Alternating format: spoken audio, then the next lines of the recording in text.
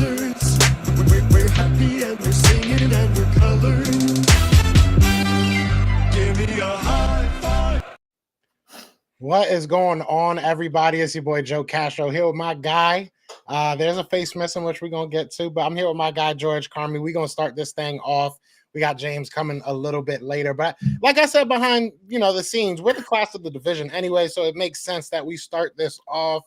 But George, how you? This is the adult table, man. We're sitting at the adult table. We're drinking some wine, having that good conversation. We're waiting. Wait till it comes out a little later. I'm not worried about him. But it's been a good 6 weeks for the Eagles. Y'all have had some really good weeks as well.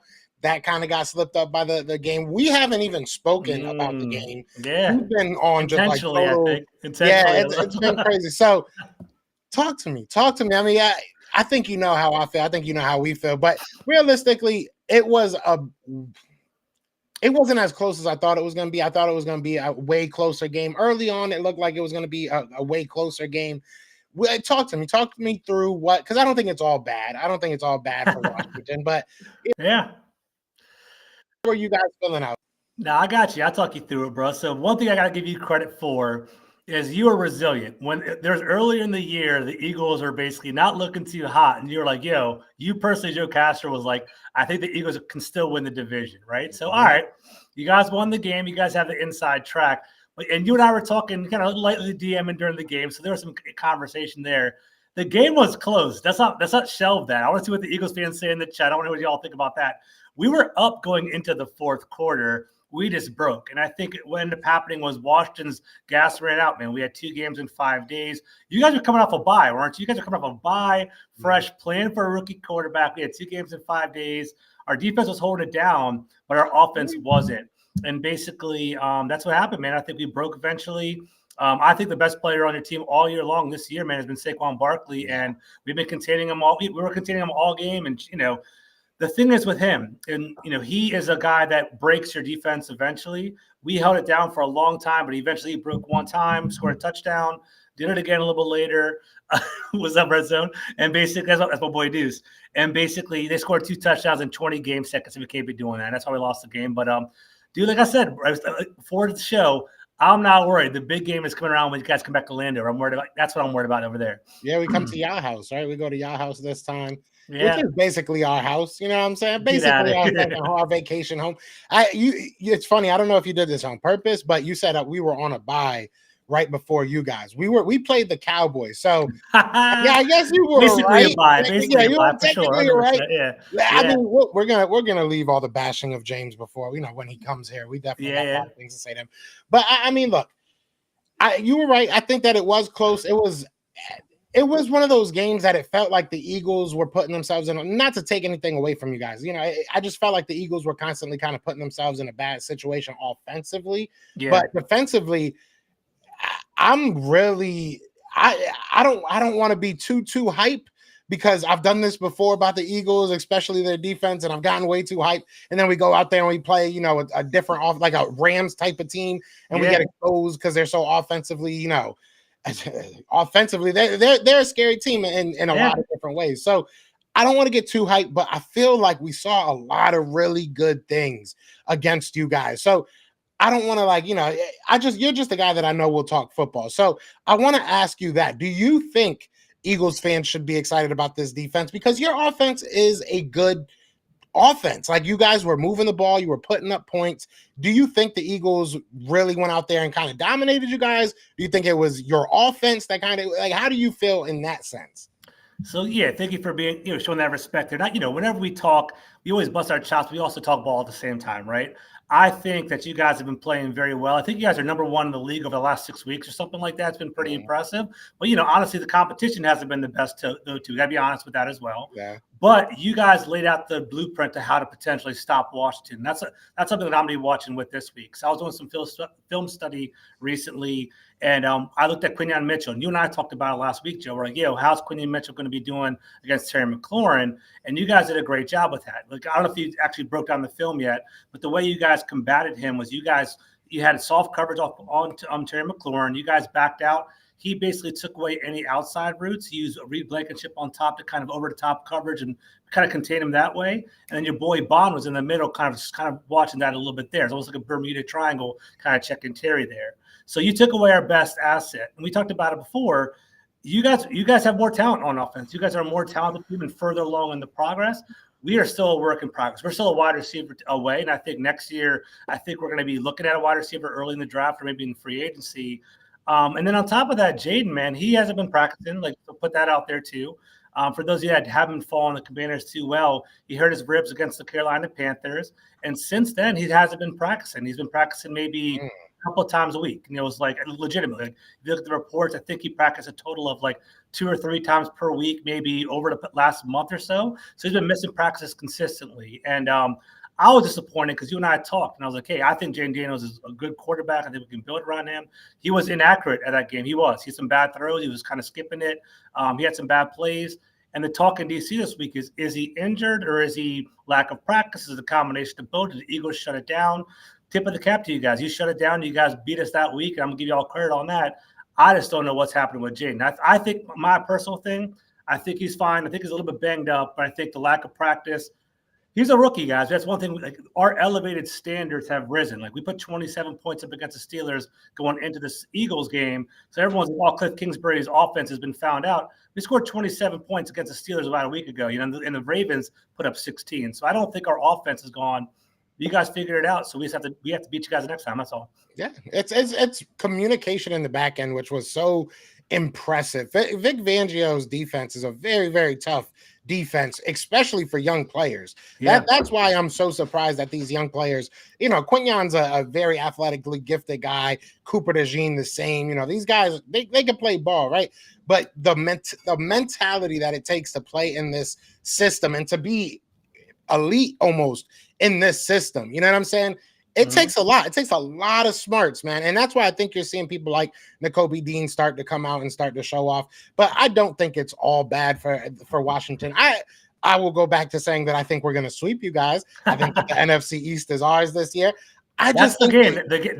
That game 3 weeks from now, Joe, that's the game. 4 weeks from now, that's the game. Whoever wins that game is going to win the division. Because I think – sorry to interrupt you, by the way, but I think you guys kind of have a gauntlet. I think for us, we got the Cowboys, we got the Titans, we got a bye week, we got the Saints, we got the Cowboys again at the end of the year. So 4 out of 6 games are actually pretty solid. I can see us winning like maybe 11 games this year.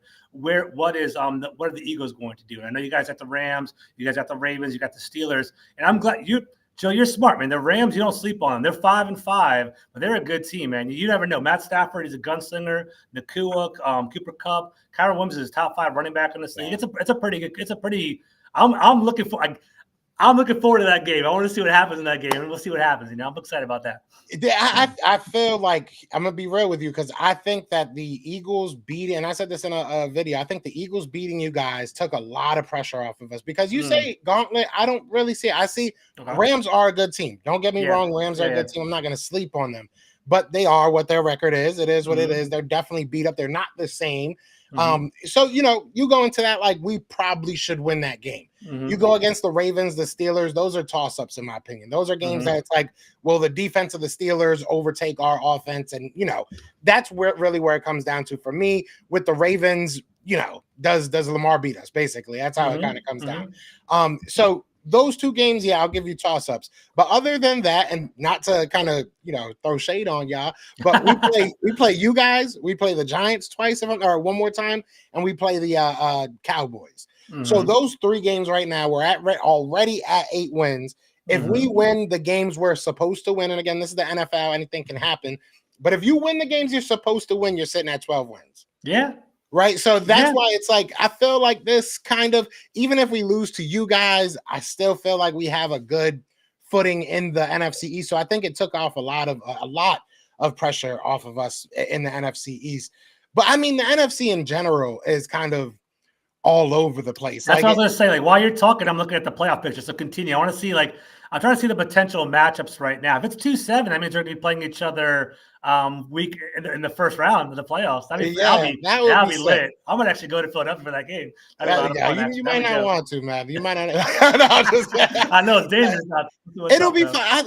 I love what you guys are doing. I do. And I know people aren't going to want to hear what hear me saying that, but I think a lot of Eagles fans feel that way. It was good to beat you, and now we can kind of say this, you know what I'm saying, until the next time we play. But you guys are putting together something. I mean, you know, we all know who's not putting together something. He's absent today. Where is he? Is he coming today? He said he's going to be like 10 minutes late, you know, 10 minutes in Cowboys time. I think he's all in on the time. So maybe that's what it is. You know, he says, well, he's all in. All in. I got you. You know what that means, you know, but I mean, talk to me about that before, you know, obviously he comes in and I'm sure he's going to have a lot to say himself. A lot to say. Okay, wait. Yeah. I love it. I love it. Love it. Love it. But I'm kind of not surprised. I'm gonna be 100% honest with you. Got you. I'm with you, man. Go ahead. I feel like they were a couple injuries away from this being a reality. I felt for like the past couple years, to be honest, even though they've been winning and you know they've been loving it.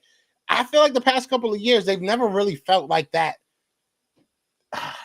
team. And I know there's no like real way to quantify that, but I never felt like, oh, this team is like they just are together. They're gonna go out there and do what they got to do. So I'm not 100% surprised. It's just, where do you go from here? That's you know. Now I'm with you. I'm with you. We listen to, you know, we're getting preparation for the Cowboys this week. Listening to some talk radio. Todd Archer, ESPN, was on a lot of our radio shows this week. I was down there and kind of following him up. And he brought up, dude, he's a Cowboys reporter. He's trying to, I mean, obviously he has some Cowboy bias, but maybe he has some anger towards the Cowboys. But he was like, yo, besides Dak Prescott, besides CeeDee Lamb, besides Micah Parsons, who do the Cowboys have? And like, I mean, they're very top heavy. They have a lot of they have some stars on the team potentially, but the lack of depth hasn't been going too well. Their free agents haven't been, I don't know where James is at either, but basically there hasn't been a lot of depth there. And, you know, they completely abandoned the trenches, right? What the Cowboys are known for is a strong offensive line, strong defensive line. We have Dorrance Armstrong and Clelin Ferrell on our team right now. Dante Fowler's on our team now. They all walked over here. Tyler Biadasz is on Washington too. Their offensive line, defensive line's all broken up, and basically they're not looking too sharp. So I think the Cowboys, this is where they're at. And it's going to be funny, man, because they're going to blow it all up. And to be honest, we know James. He's going to come in here dramatic as hell. He's going to come in here angry. He's going to be like, I told you I'm going to blow this shit up. And they're going to blow it up. Yeah, they are. Mike McCarthy's gone. Who's there? I don't even know who their defensive coordinator's gone. They're going to blow everything up. They got some old dude, old head. Yeah, they have an old head. Is it Wink Martindale? Who is that? I don't even know who that is. I forget who it is. I forget. Their defensive coordinator is OG Zimmer, Mike Zimmer. There we go. Yeah, Zimmer's their defensive coordinator. They're going to blow all that up. It's going to be – the question is, are they going to stick with Dak? I know they paid him, but are they going to stick with him? Are they going to trade him? What are they going to do with that? It's funny you say that because I was thinking this earlier, and I have no way of proving this because I didn't say it to nobody, but I promise. I was thinking this earlier. I was like, who's the 4th-round quarterback that they draft that ends up taking over for Dak? That's what I feel like. It's gonna be like another cycle of the whole Tony Romo thing. Like, and it's beautiful. It's well deserved. The Cowboys deserve this right now. They really do. They really do. So much out for years, and it's like it's not unfathomable. It's gonna happen. Dude, we just saw Daniel Jones get freaking cut by the Giants earlier, a couple of days ago, right?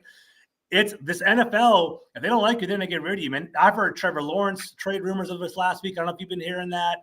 You know, Dak Prescott, large contract. You can move things. You can trade things. You never know. So we'll see what's up, man. Money doesn't matter when you're trying. It doesn't matter. Mm-hmm. But I don't know if the Cowboys are even trying to win. To be honest with you, it is what it is. And this is a good segue. And shout out to everybody in the chat. Man, we got 177 plus people. Keeps moving up and down. So shout out to everybody in the chat. We definitely see y'all, man. Hit that like, hit that subscribe wherever you are, retweet, whatever you do on your social media. Blue Sky soon. We're going to be streaming to that. Yeah. But no, it's a good segue because Daniel Jones did get cut. And I know a lot of Eagles fans are mad at me because I made a little video, a little clickbait. I didn't see it. I check it out. I was like, DJ to Philly. But I will say this. It makes sense for a team like Dallas. Now, walk down the street with me. Like the Dallas Cowboys, Thanksgiving game. Go ahead. Yeah, I mean the Dallas. That would be movie. That would be must see. That would be movie. Must see TV. I'd love to see that. That'd be fantastic. And who loves movies? Jerry Jones. Loves. Yeah, he loves that. All that because that game has no aura at all right now. At all. Nobody wants to watch that Cowboys. It's like painful. Like. Family time, trying to watch that game. Nobody wants to do that. It's gonna be an awful game on Thursday. I don't even think James gonna watch it. James probably ain't gonna watch it. He's gonna be like, I'm not gonna. But and besides everything that was surrounded. I'm Yeah. not going to sit here and act like Daniel Jones is a good quarterback. I think we Yeah. all know Daniel Jones' flaws, but we also know that he has some strengths. He's not the worst quarterback. I think that if you look at him versus any backup in the league right now, you're making an argument that Daniel Jones is at least there, if not Yeah. better. Right? Yeah. So I think you, as a team like the Dallas Cowboys, as much as it might hurt you to swallow your pride and say we're going to pick up a giant, it makes sense to give him a shot. Maybe he makes something happen with a CD Lamb. Maybe he makes something happen under a Mike McCarthy offense or whatever. You know, the New York Giants are the New York Giants. Yeah. So if I'm Dallas, I mean, why not? What do you have to lose? You literally have nothing to lose. They have nothing to lose. I guess maybe draft position, or maybe they Yeah. want to completely tank potentially. I've actually heard, those of you guys that are watching, you guys can jump in the chat and definitely let us know. I've heard rumors that he's going to the 49ers. I've heard things about that. I saw that. I've heard whispers about that. Yeah, which would be a pretty good. I can see that being potentially smart. You know, going there, it's a pretty well built team. And Brock Purdy's short, it really is that banged up. Get him on the squad and see how that goes. But I don't know. 49ers picking up that like that's this ugly, is, though. It's nasty, this though, is right? an amazing movie. This is an amazing year for me. Like Washington's looking good. That's cool for you, but like the 49ers been talking so hot over the past couple of years. So hot, and it's so nice to see that they don't have the quarterback they swore they had. Yeah. Like realistically, the man of the hour. Oh, here we go. Well then, the man of the hour. Oh, maybe he's not in the building. Oh, he's still on mute. Hey, James, we're talking about Daniel Jones being QB1 in Dallas. How do you feel about that, bro? Hold on, I don't think he's in yet. Hold on. So we'll okay. get him know what he said. Oh, he's like, it's coming. All right, perfect. He was like, man, screw y'all. Yeah, I'll say it for him. He definitely said screw us. Yeah. I mean, look, at the end of the day, I feel like this is a good comment. I mean, if Dak took a team-friendly deal, Henry and but I just don't agree with that just because I'm sure James will say this. Jerry's not going to spend that money on people. I heard the same thing. So Todd Archer was on recently. They were never in the market for Derrick Henry, from what I've heard. I heard Zach Moss was potentially their number one running back on the board, is what I heard in Cincinnati outbid now. What's up, James? What's going on, brother? What's up? What's going on? So we was just talking, you know, nothing bad.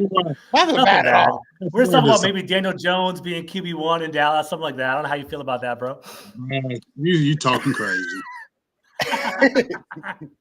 So, but all seriousness. So let's kind of go backwards. We're not even going to talk about Dallas yet. We'll save that for a couple minutes. But I do want to kind of go over some of the stuff that we were talking about the Eagles, talking about the Commanders, this division. What are your thoughts?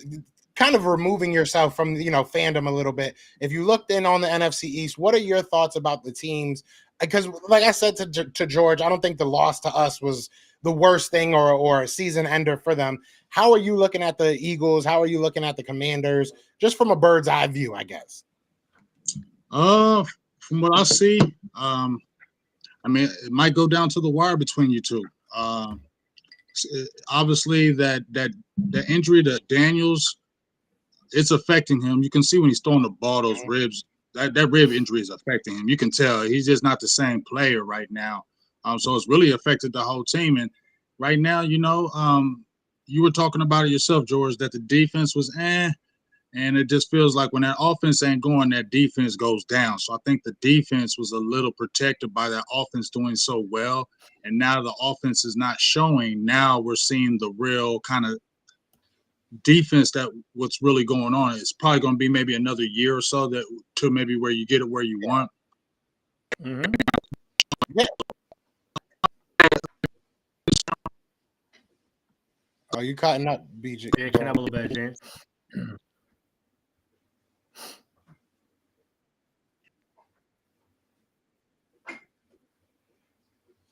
Is he cutting up for you too? Yeah, real hard. Yeah, James, you cutting up if you can hear us. But while he figures that out, that kind of made me think of that when he was talking about the defense. What's up with Marshawn? Why y'all gave up all that? He ain't even playing. Oh, there we go. Yeah, come on back, James. Yeah. So for that, I like the fact we got Lattimore. So let me ask you a question. Real talk, then I'll tell you what I know about Lattimore now. Where do you think he lands on the tiers of cornerbacks? I'm just kind of curious, with that honest analysis. I would really have to sit there. Like, I mean, because you have the name bias. So, like, my first initial thing is like that boy's top 10, but I know he hasn't been healthy. I know he's had not a couple off years, but like a year or so, and you can relate it to health. I would say still a top 15, top 20 easily. I think that's fair to say. Yeah. But, you know, best ability is availability, right? Yeah. So, yeah. All right, I think we got you back, James. All right, I had to go to a better area. I'm on my phone, so I had to go into the laundry room. There we go. That's why it probably smells amazing. And Great tie in the background and all that. Perfect. I love it. It smells amazing in in here. here. It smells There you go. amazing. Perfect. Fresh. Fresh and clean. You feel me? Fresh. Cowboys ain't fresh and clean, but I'm gonna be fresh and clean right now. Yeah, I mean, hey, But you know, just to kind of finish off of that, you know, as far as the Eagles, I mean, your defense is playing good. Your rookies are stepping up. Quentin Mitchell, who we both talked about, who we thought was going to be good, he's showing himself. And then your other guy from Iowa, he's turning up too. So the defense is pretty good.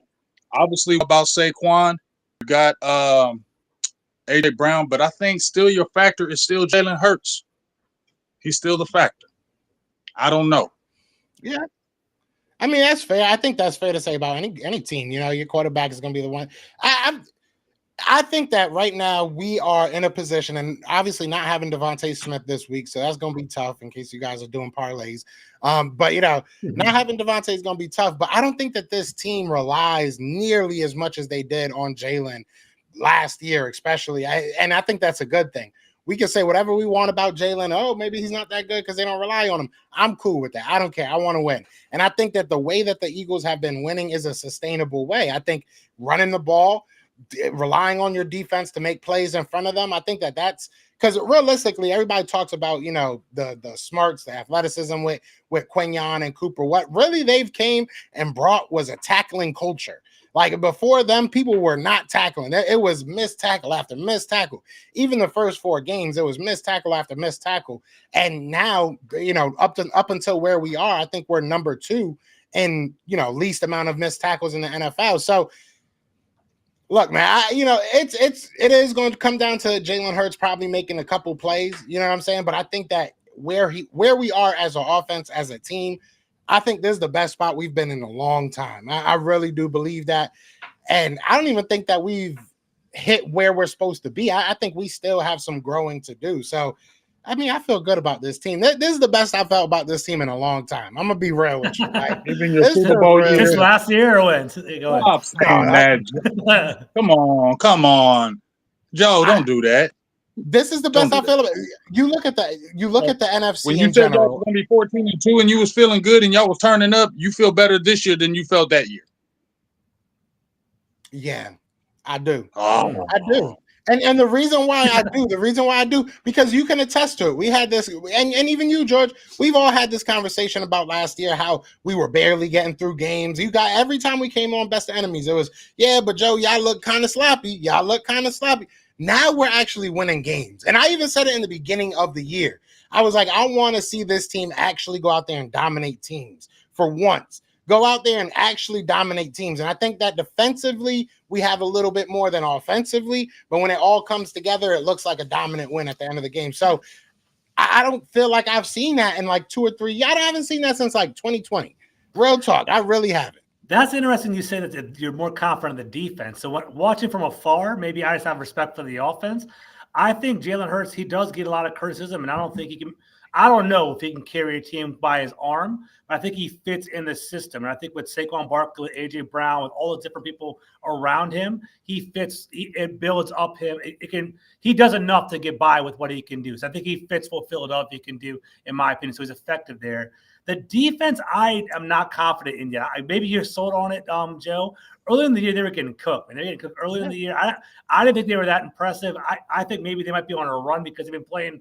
I guess the Bengals have been a pretty good offense, but it was a Carolina, the Cowboys with Cooper Rush. You guys played us. We played bad. Okay, who else we have? The Browns. Who else did you guys play? The Jaguars.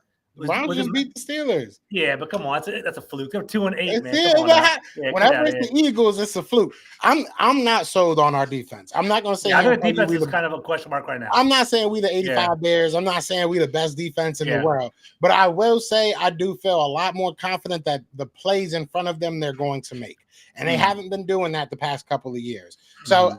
I still think that this team runs through their offense. Our offense is going to set the tone. If you go out there and you run the ball, that's, we're going to be a smash mouth type of team, and the offense definitely sets that tone. But I do feel confident in this defense. They've beaten everybody. They've done a little bit of everything. They've had to go against good running backs. They've had to go against good wide receivers, and they've stopped both of them. They've had to go against good running quarterbacks. We're still going to get tested. I think that the Ravens is going to be probably our last big test. Yeah, Ravens are a good game. Good after team. that, I mean, like, if we could beat the Ravens, who am I supposed to be afraid of in the playoffs? Yeah, I mean, that's a good point. The Ravens are good, man. For real, they are. So go Birds. I mean, I think this is the Eagles division to take. I think this is the Eagles conference to take, if I'm being 100% honest. If we could find a way to get the Lions to lose a game or two, and the Eagles take number 1 seed and we have home field, it's a wrap. Nobody's beating them. Nobody's beating them. They are beating the Lions. Lions are good, man. Lions are good, man. So y'all think the Lions are the best team in the NFC? Yeah, maybe the NFL. Maybe the NFL, Joe. I was about to say. Maybe the NFL. Lions are good, man, because they have a good defense. They have a dual attack. They have a power and finesse run game.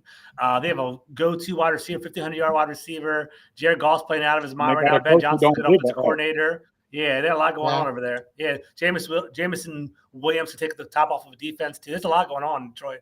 They're pretty damn well rounded, man. Yeah, I think they have 3 games. I think they have 3 games where they won by over 38 points. 35 points. 35 points. Crazy. Yeah, they're playing out of their mind, man. They are. I mean, let's keep it real. Quiet as kept. They should have been in the bowl last year. They gave that game away in that San Francisco. They had that game. You feel what I'm saying? So that was their kind of like stepping stone to me, and I feel like this is their year. Last year was kind of their stepping stone, and I feel like this is their year to go ahead and take it. Joe, I ain't saying y'all a bad team. I don't think your defense is a bad defense. I think your defense is pretty good. But just like you said, or just like we were talking about, if they happen to shut down Saquon, do I feel like if Jalen Hurts can carry that team over in that game against the Lions? I don't know that. I'm not hating on Jalen Hurts, but I don't know that. And just like when I'm bouncing off George, where he's like, that team kind of carries him. He's not doing any outstanding plays or anything like that to kind of change the game. And so if that running game gets shut down, because now teams are going to say, yeah, you got A.J. Brown and them, but you know what? We're going to stop Saquon and you beat us, Jalen. I feel like that's the model that they're going to try to run against, and let's see if it happens.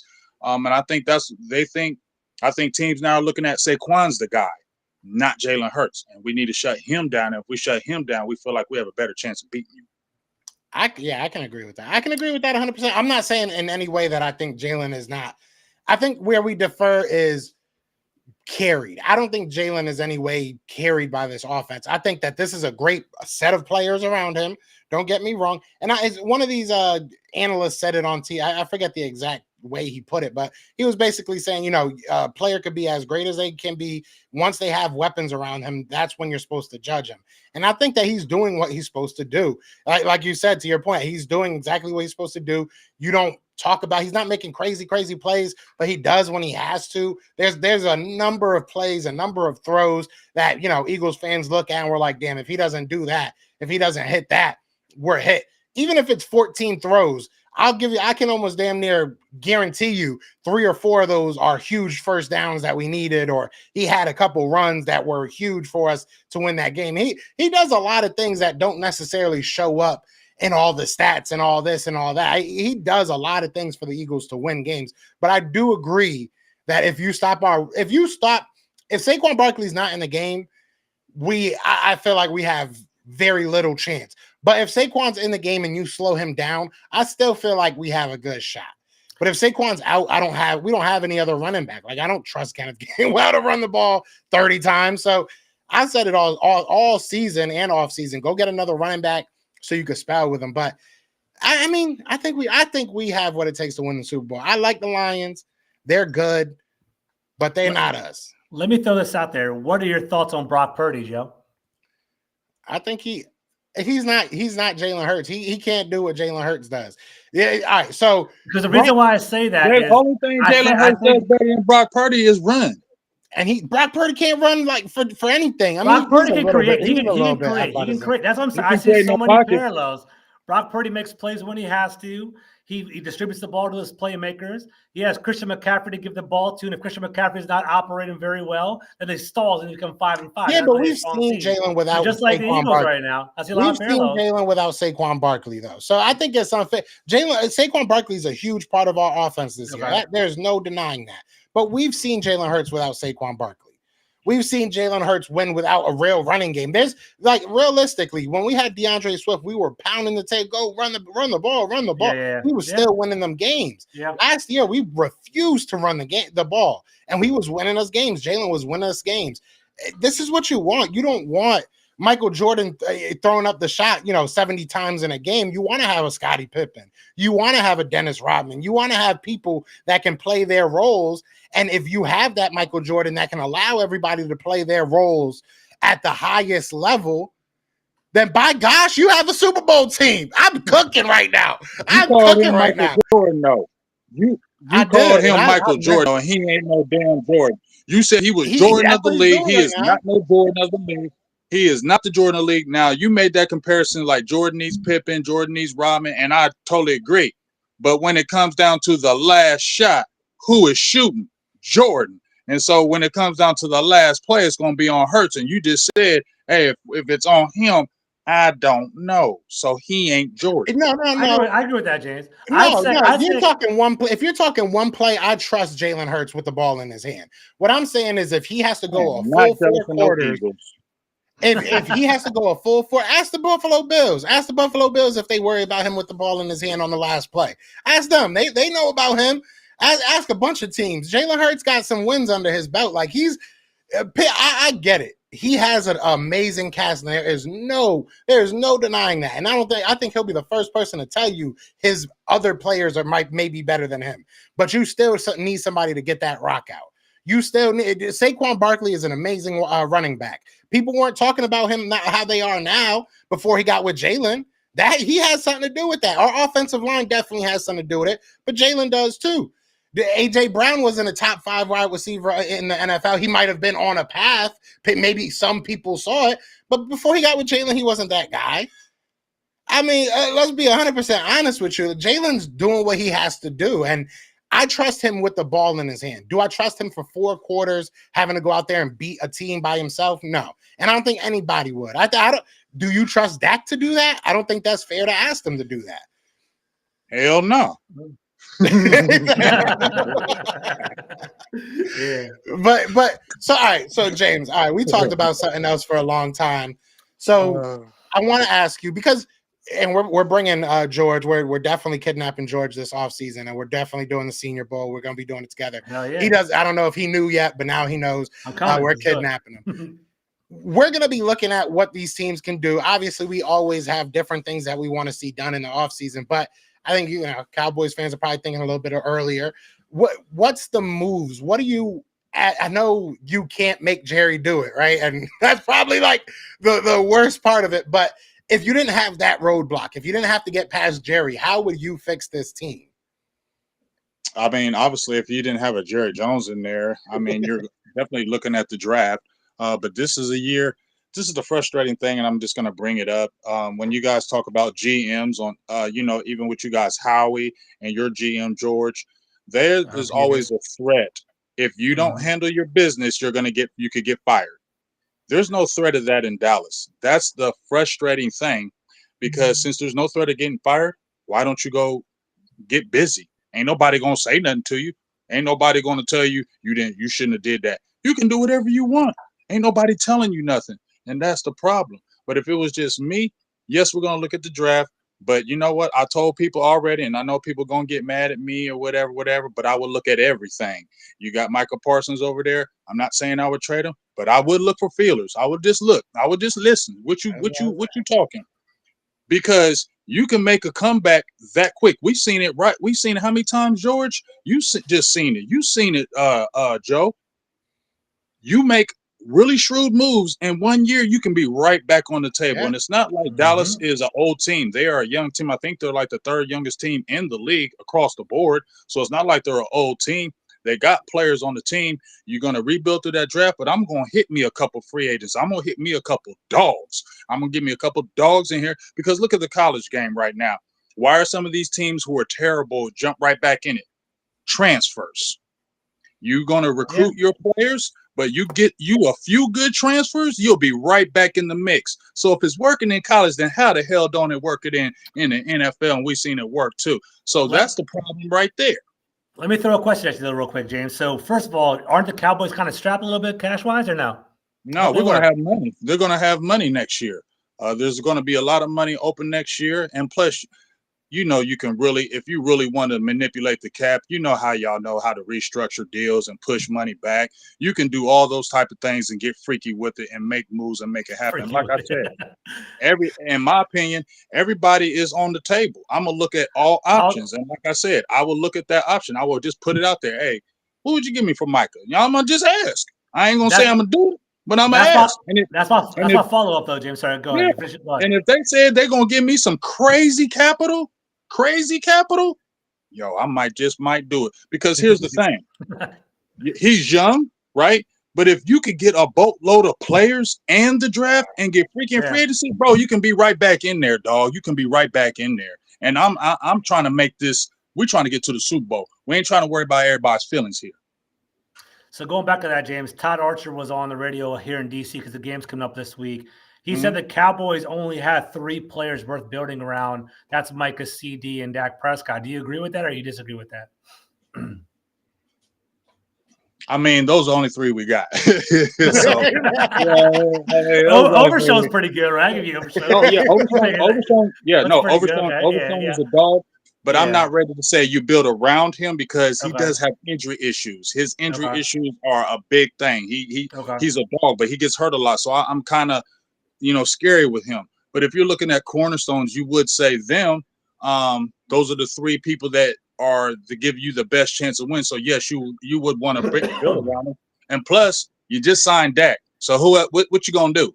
You ain't doing nothing else. He's on the hook with the team for at least 2027. So the smart thing is just to build around. Add 2. You need to add another dog receiver with CD. Don't play around and get a number 2 or anything like that. The same way you guys did, Joe, when you had when you had Smitty, y'all was like, hey, he nice, but we want to add to him to make it even nicer. That's what you need to do to CD. You got to get him a dog receiver on that side. And then you need to get a dog running back. And you don't, everybody's jumping out there talking about Gentry from Boise State and all that stuff. Look, bro, there's a million running backs out there in this draft. There's a lot of good ones. You ain't got to jump in that damn top 10 and draft no running back like that. You can get you some guys in 2nd, 3rd round. You can manipulate it and do this. You need a DN. You need a line. You need a DN. You need a running back, and you need a receiver. And you need to hit that in the first 3 rounds. And you need to get dogs. Stop trying to go get these offensive linemen. I get it. We need offensive linemen. But damn, every year we going top 10 O-line? Hell no. We need some skilled players to come in and put pressure on that defense or put pressure on that offense. And offensive linemen ain't doing that. Yeah. Whew. Yeah. It's tough out there. It's funny though. I will say this.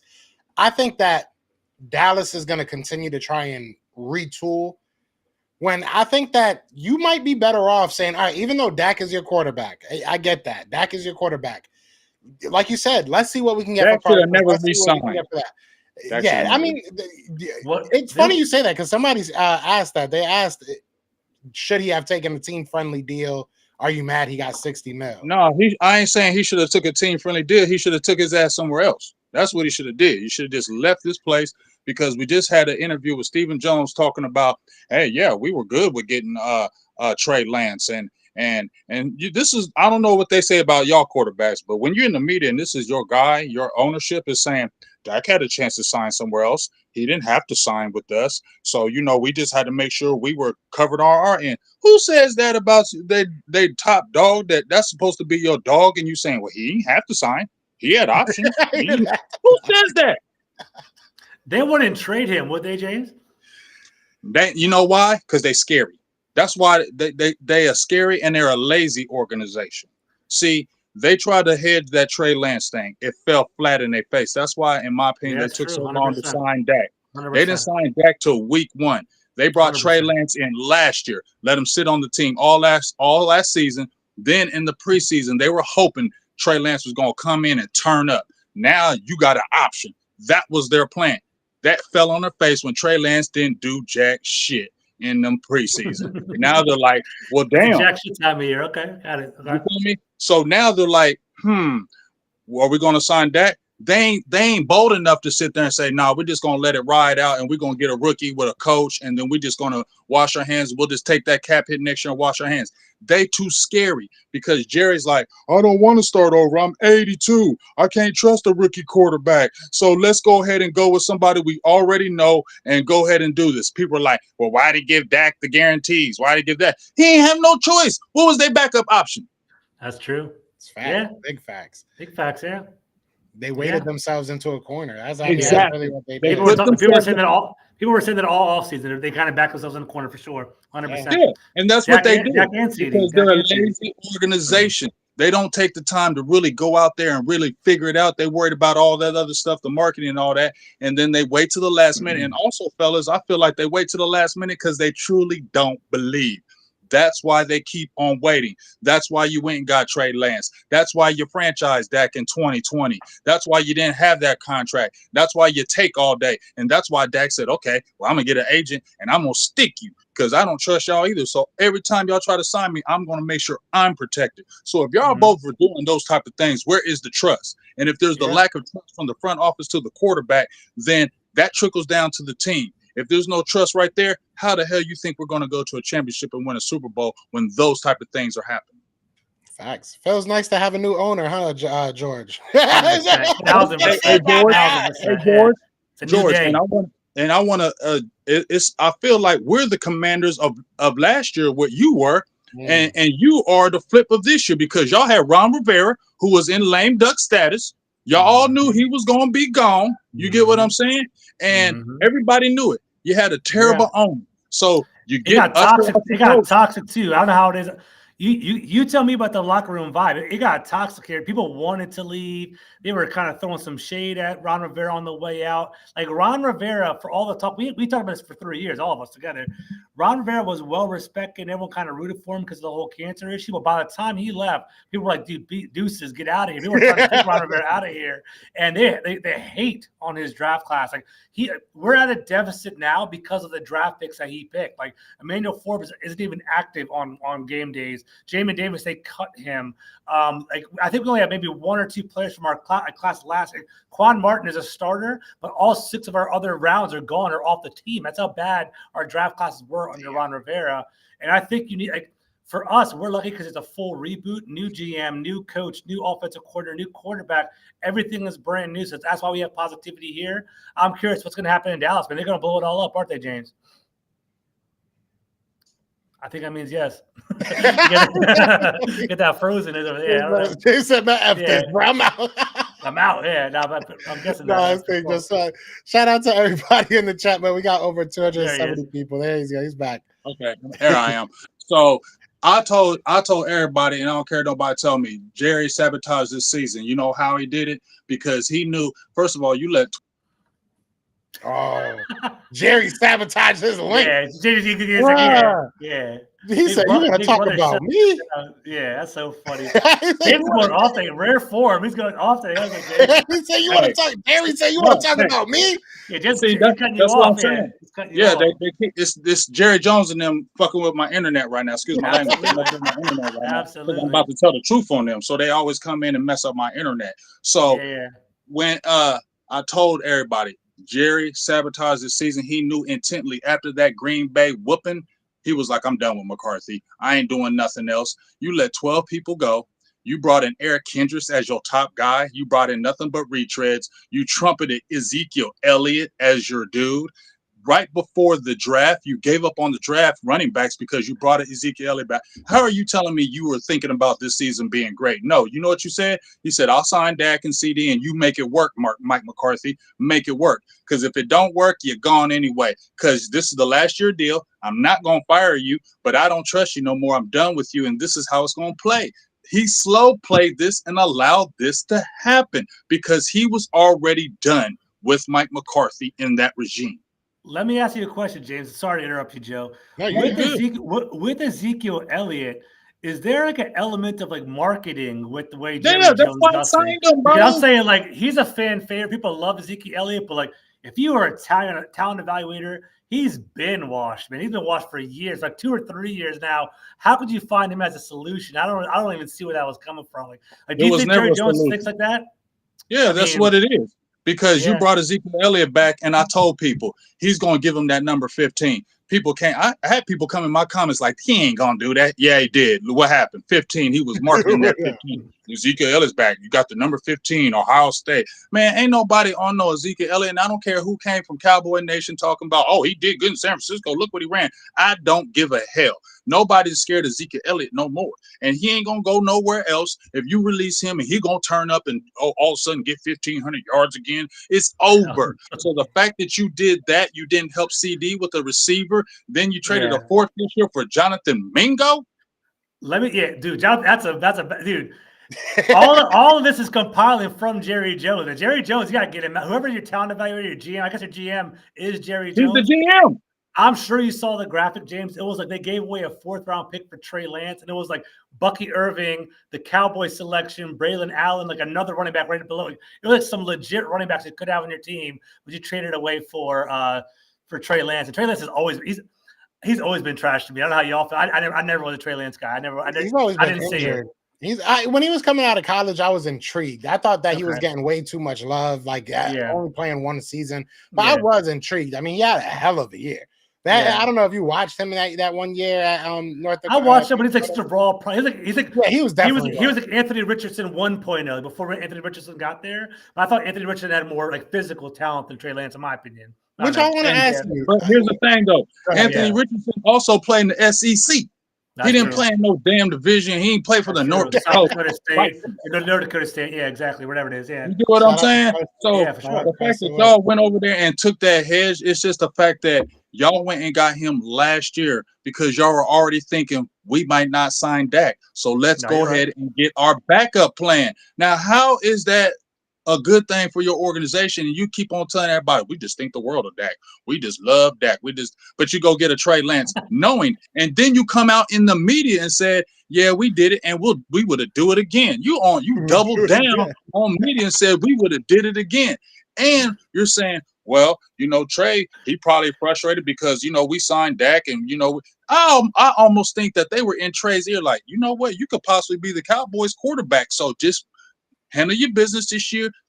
I really feel like they were doing that. But like I said, it splattered in their face. And that's just God saying, I got you, Jerry. You ain't getting nothing. You think you keep on trying to get over and slime your way through on this, I ain't letting you get it. So it was whack from the beginning. And the fact that they said, oh, he was the top tier talent that we thought we had right now. So that was telling me you didn't trust a rookie.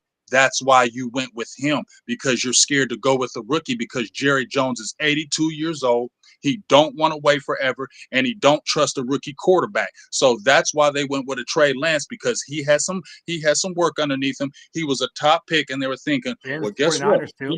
He may have failed over there, but he could do something over here. And guess what? He's going to be a lot cheaper than Dak Prescott. So if he turns up and does something, then maybe we have something. And then Dak, you can walk and we can eat that big cap hit the next year, because Trey Lance ain't going to cost us no money, because you ain't going to tell me if Trey Lance would have went crazy in that preseason, I'm telling you they wouldn't have signed Dak Prescott. Woo! Yeah, just let it sit for a minute. There you go. You gotta let it simmer. Let everything simmer. I will say, and I want to say this because I was telling my girl earlier, she's listening. Y'all know she always listens. And I told her the difference between Washington, I promise I'm not trying to heap it on, but the difference between where Washington was last year and where Dallas is now is that Washington had a way out. they found a way out, and there's no way out of the Joneses because isn't his son's taking over, right? It goes right to Steven, right? So I mean, like, it's gonna go. Well, we're thinking that's gonna go, but take this for instance. When George was on here doing guest appearances last year, I remember listening to George when he was talking. He was talking about Ron Rivera, but the biggest thing that was coming up was Daniel Snyder. Daniel Snyder. That was George kept telling me, Daniel Snyder. We gotta figure out to get that up out the way because we can get that up out the way. We can start to finally make some waves. And guess what? He gets out of the way, and all of a sudden they're miraculously good. All of a sudden things miraculously turn around. That ain't by no damn mistake. Yeah, I agree, bro. There's something else that's not by no damn mistake. Is we miraculously come back and we already got over 300 people in the chat. So shout out to everybody. That's love. We took a nice little month off. It was a while, but I miss y'all boys. And, it's funny because everybody in my chats was saying, Eagles start winning some games. Nobody want to talk to Joe no more. But we were talking in the back. We were talking. We were talking. Life comes up, y'all. Life comes up. That's all. Yeah. But no, look, I think that this is a hell of a season so far, and not just because we're winning, but all over the league. I think that there's been a lot of injuries, a lot of craziness. I mean, the Buccaneers, they have like no wide receivers at this point.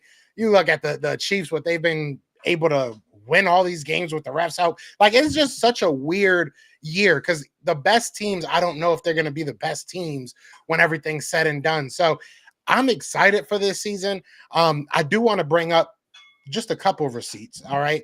One that actually has your back, George. So I'll start there. I remember y'all having this argument about the running back on the Dallas Cowboys practice squad. I was trying to be respectful, but go ahead.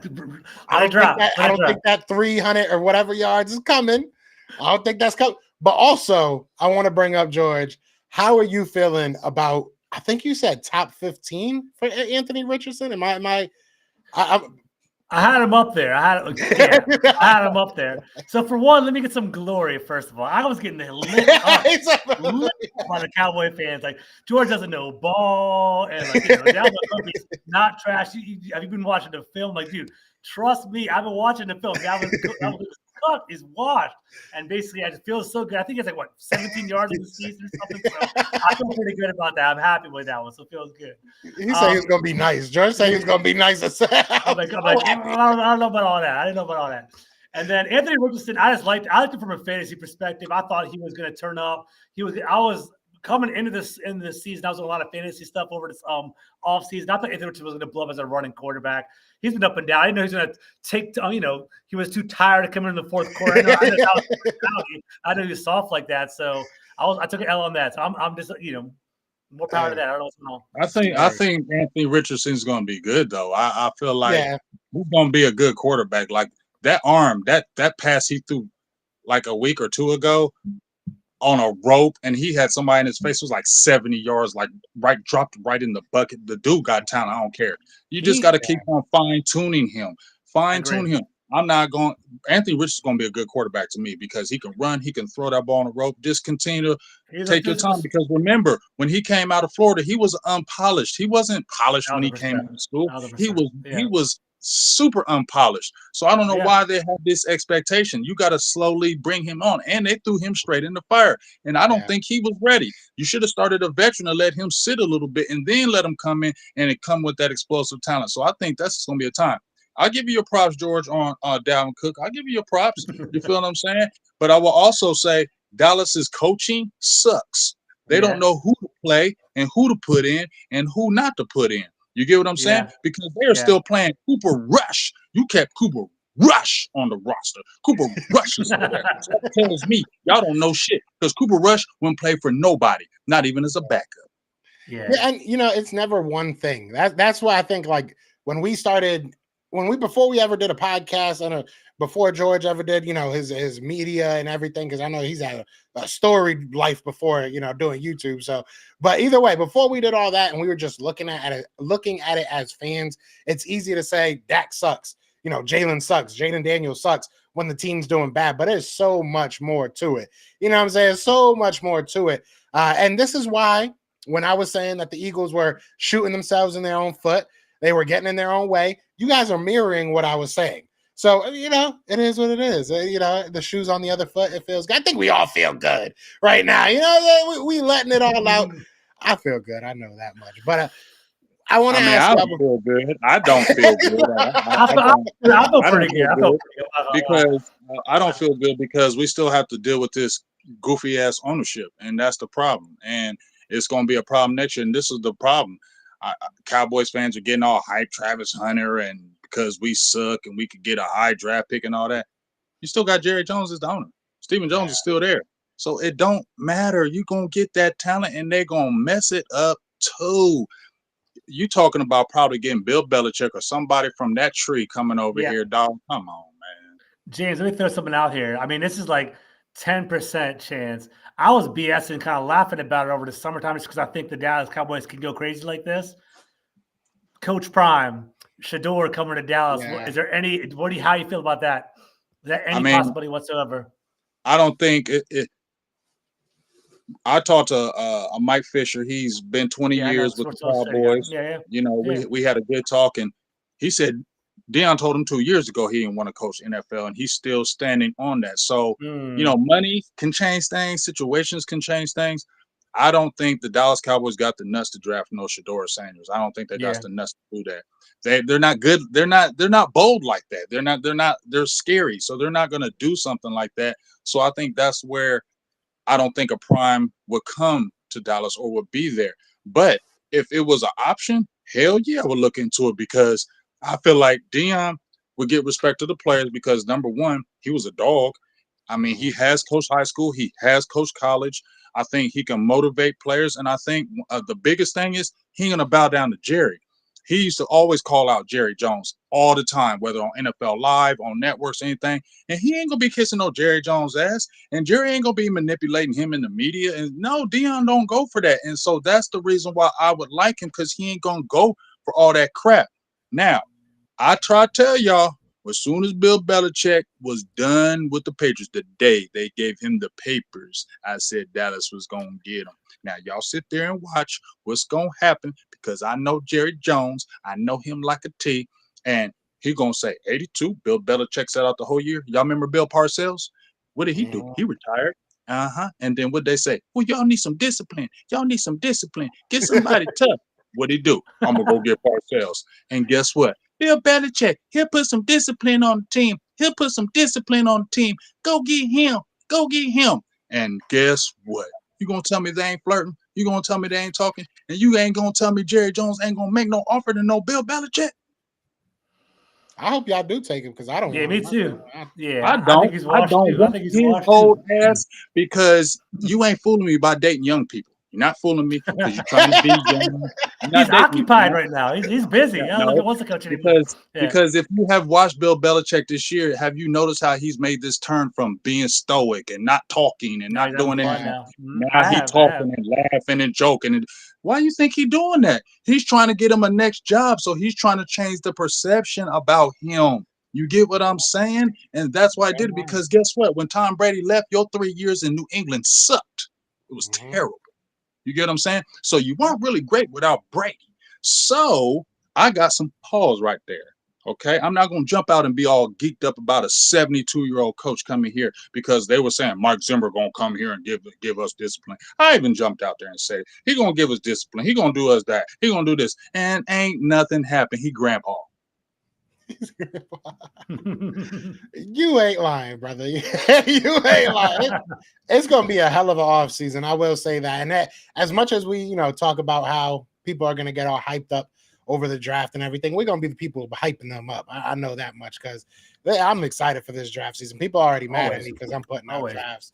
I'm hyped. This is one of the best times to be a bad team because there's a lot of good players in this draft at almost every single position, to be real with you. Maybe quarterbacks may be the weakest, but even there's like a bunch of good players at quarterback. So it's going to be fun. Y'all know we're going to keep on bringing this energy, man. This was fun. This was fun. I needed this. I definitely needed this. But y'all got anything y'all want to say to the 340 plus people that we have chilling in the building before we get out of here? Go ahead, James. All I'm saying is I'm going hard on these Cowboys. So if you come on my channel, you're a Cowboys fan, don't come here. Don't come to my channel for happiness. Don't come to my channel for happiness because I ain't dishing that fake happiness out. I'm not dishing out the fake stuff. I am attacking this organization at every second. Every little move they make, I'm attacking it. I'm attacking it because eventually you got to call this stuff out because I hear all these Cowboys fans, y'all. Oh, Jerry this, Jerry that. I'm tired of this team. I'm tired of this. Let them drive Travis Hunter. They'll be right back on the train.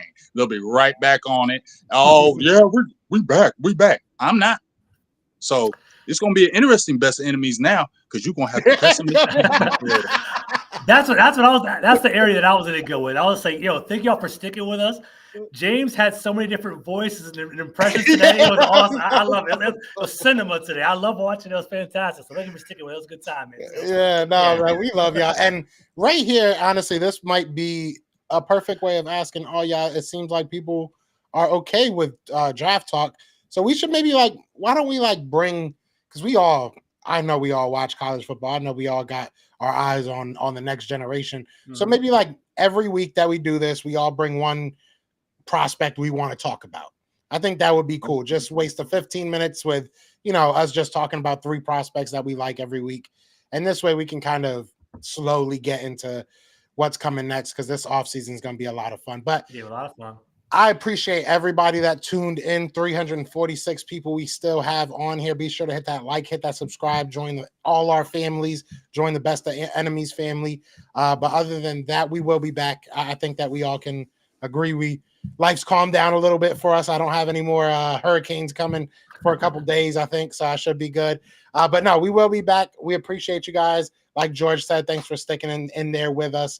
And James, especially you, thanks for sticking in there with us. But other than that, y'all know what it is, man. I am Joe. That is James. And that is George. And we are the Best of Enemies. Peace.